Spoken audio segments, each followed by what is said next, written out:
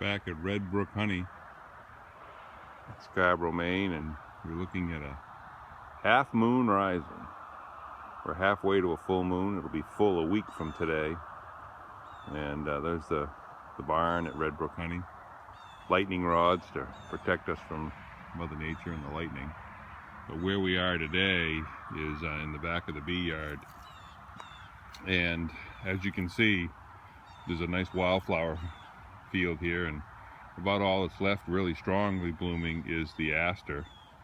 And the aster is, we have probably 8 or 10 different varieties of aster here. That white that you're looking at there is aster. And these two colonies here are two of our, we have 20, 23, 24 colonies, and there's a couple of them left. And this is a peek at the colonies after the fall extraction of honey and after the fall treatment of mites.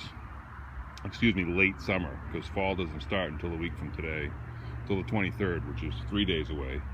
And as you can see, 10 deep frames, 10 deep frames, and 10 medium frames. At Red Brook Honey, we leave two deeps and a medium, and the winter cluster will be down here, and they'll work their way up through, and by spring, the cluster of bees will be up in here. This is all honey, and the brood chamber is they're filling in here, moving the brood chamber down right now, filling honey on the sides.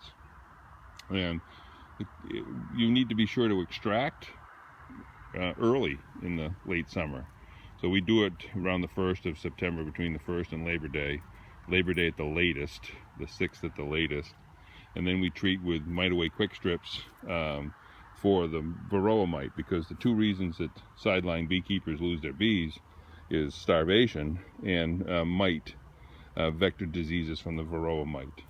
There's a reluctance sometimes to treat for mites, and there's a tendency to harvest your honey too late. We want to leave 100 pounds of honey in these top 2 boxes. We don't worry about feeding with sugar boards on top because we leave an extra medium.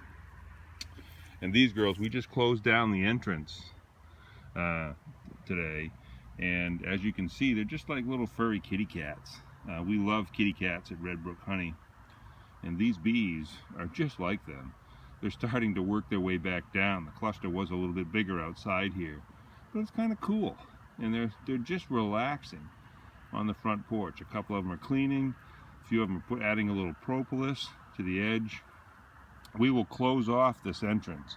We'll close this entrance, and they'll just enter over on the far end in another week or so as the weather cools off. But they're just hanging, and you can see, if you look down inside there, you'll see that there are several of them. You know, there's probably almost 100 of them here that we're looking at just inside. And they're going to work their way in and cluster and keep warm.